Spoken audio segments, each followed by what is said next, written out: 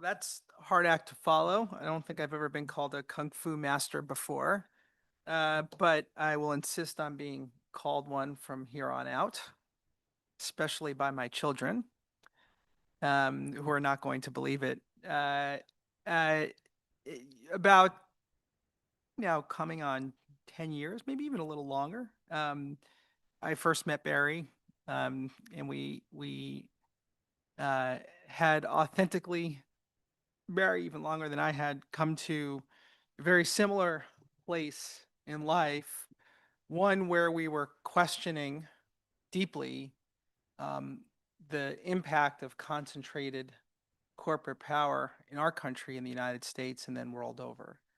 It was really Barry who helped me fully appreciate why this matters. I understood it mattered to our economy. I understood it mattered instinctively to our freedom.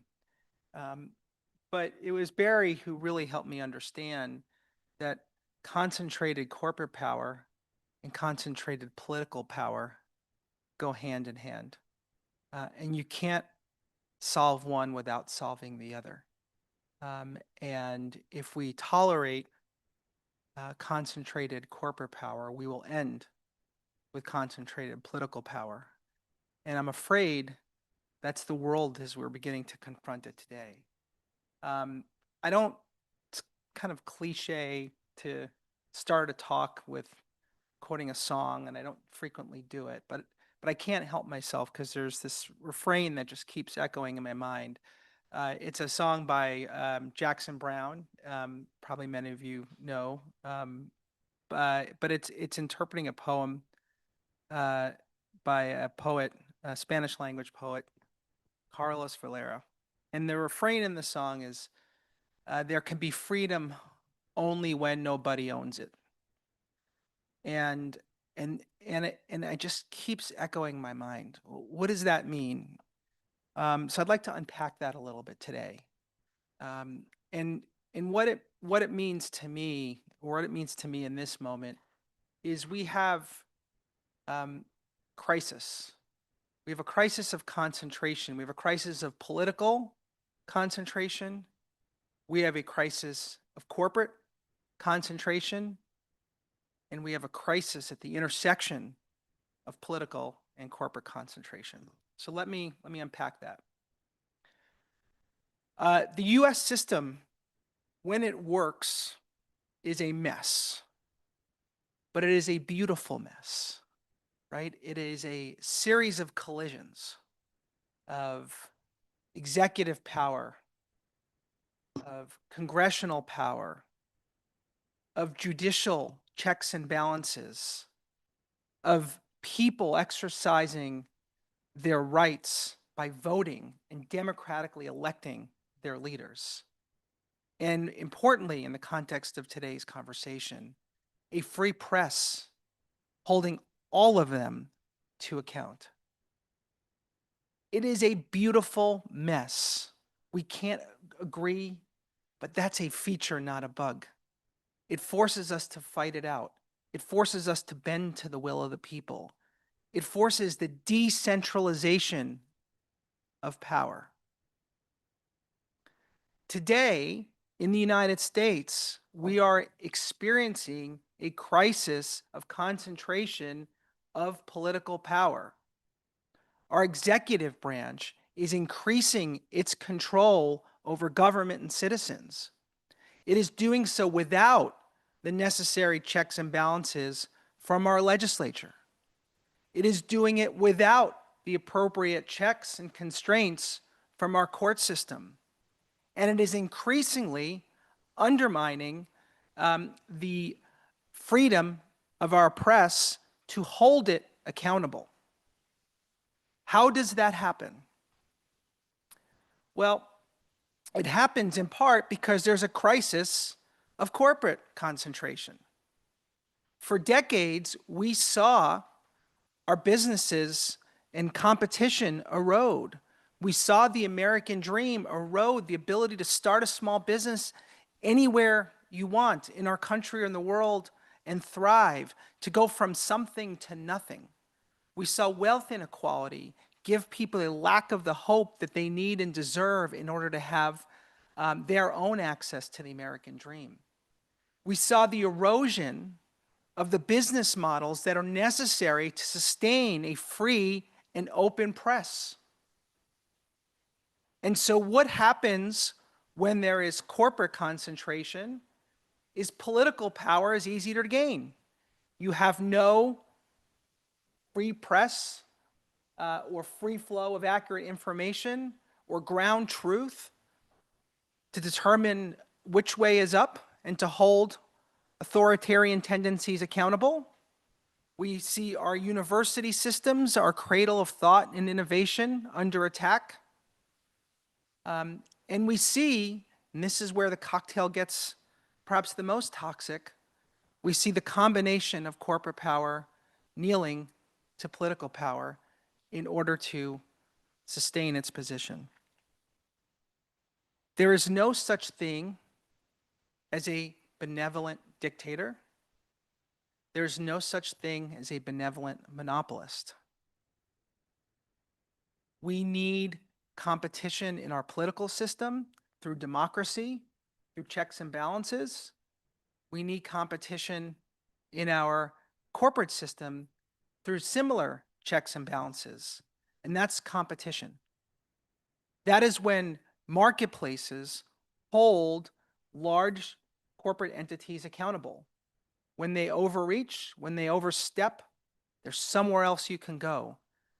When they overreach and they overstep, you can hold them accountable through innovation, through lower prices, through the spoken word. It is core to the American dream, and that is under attack. And the cascading effects of that are profound. We see a rise in industrial policy. We see a rise of tolerance of monopolies domestically in order to fight abroad. But let me be very clear about this. That does not end well.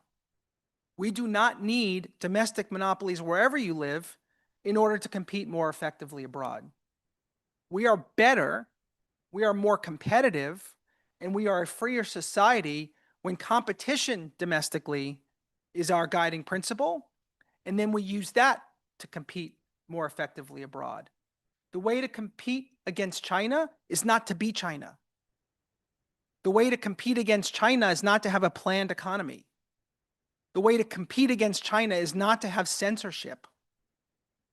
The way to compete against China is to have a free, open, democratic society that has checks and balances both at the political level and at the corporate level. So what do you do about it? This is the hard question.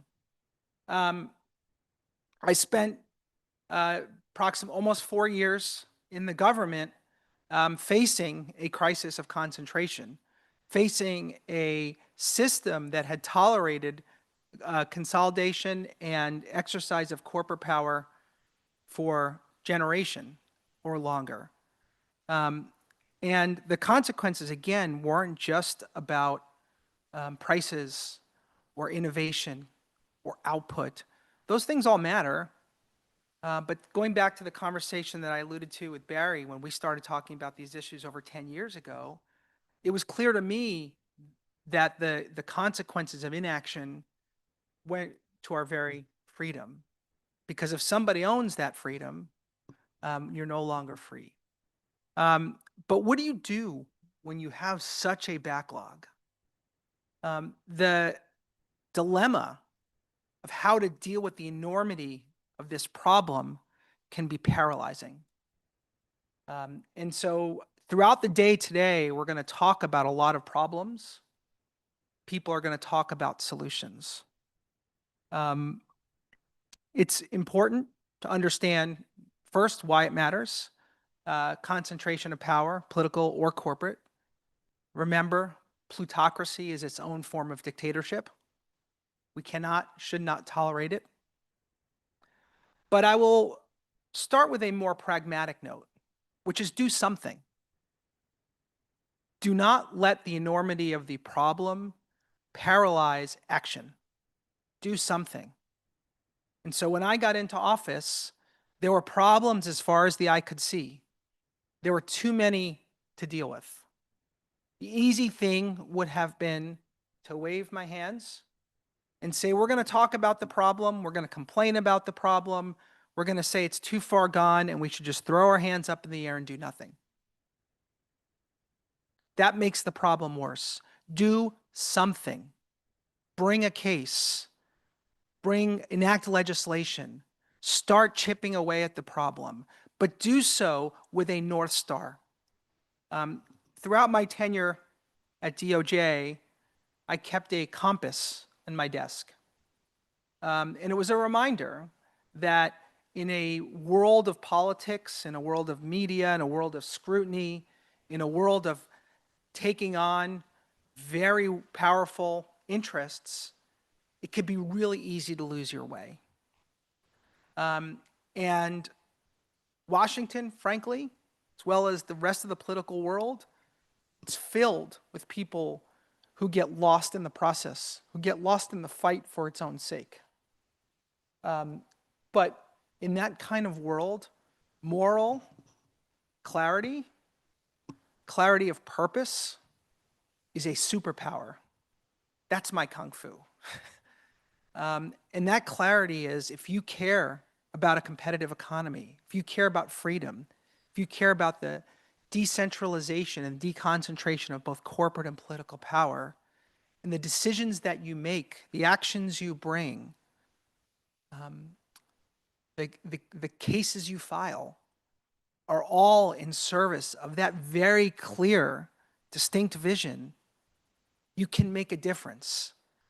And if we all do that collectively, we will start chipping away at the problem. We will start moving in the right direction. But I'm here again with one message: do something. Thank you very much.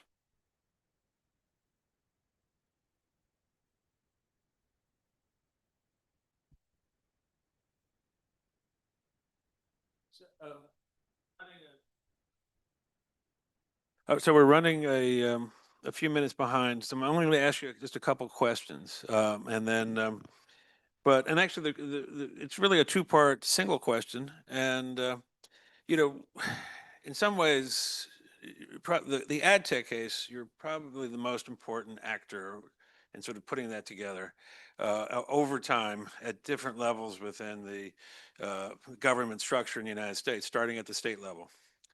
And I thought there's like, I have some first question would be, what we're seeing here is that there actually is transatlantic cooperation on this, and maybe just a couple of comments about just how important that kind of cooperation is. And then the second thing is, the key player in that case in the United States before it got to the federal level was the state of Texas, which was a Republican state. So one of the things that we want, I think, in the United States, those of us who were leading the anti-monopoly movement the last 4 years, we've been humbled. So we are not here to lecture. We are here to witness. And there's Europeans do not need lecturing from any Americans now at any level. But one of the things I think there's a lesson in the ad tech case of just the ways in which conservatives and liberals, Democrats and Republicans kind of came together, and in many ways are still together on that issue. So maybe just sort of the transatlantic and then sort of cross aisle. Absolutely. I mean, the cooperation here with the European Commission and abroad was extraordinary. And I think it goes to the point I was making about the North Star. There was alignment. Again, maybe not some differences in approach, but there was alignment in purpose, which is, we believe that a competitive economy and a free economy go hand in hand. We believe that something like ad tech, while the details might sound highly technical, go to the business model that is essential for news publishers. And without news publishers, we don't have a free and fair society. And it was the same thing working with Republican states. The realization I had when I remember about 15 years ago talking to a friend of mine who was early in the anti-monopoly movement among folks who are right of center in the United States. And what he told me is kind of what I was talking about earlier, which is concentration of corporate power and concentration of political power go hand in hand. And conservatives in the United States should be against both because it's antithetical to our um, values of a free society. And I think we need to frame it in those terms. I think I'll point out though, as you mentioned, ad tech, Barry, because I think it's an important note here. Um, I started talking about the ad tech issue in 2007, and pretty much continuously since then. And there were many times from 2007, including moments in 2012 and 2013, 2015 for action. And there was none. And so we took action, but it was after the problem had calcified. And that is true in a lot of different areas of our economy. We are confronting a transformational shift in industry with the emergence of AI. And what I would say is learn the lessons from the last go round. It is much easier and frankly less invasive to intervene now than it will be 25 years from now. And the harm will be a lot less if you can intervene now rather than having to wait 20 or 25 years. The truth of the matter is, right, we are a better society, not just free society or safer society, but a better economy because we have lines on the road and we have traffic lights and we have stop signs, right? It means people can, and speed limits, people can drive to and from places without crashing into each other. People can know where to turn. You can have addresses. You can have a society. Society requires some rules and rule of law and accountability. As we embark on this and encounter this new inflection point, and we think about what society will look like, we need to ask ourselves what kinds of rules we want, what kinds of lines on the road do we need, what kinds of traffic lights, what kind of world do you want to live in? Do you want to live in a world with freedom of the press? Do you want to live in a world with freedom of thought at universities? Do you want to live in a world where somebody can build and start a new business and enjoy a wonderful middle class life? Those are the kinds of questions we need to ask. And if you believe in those things, you need to take action now to protect them.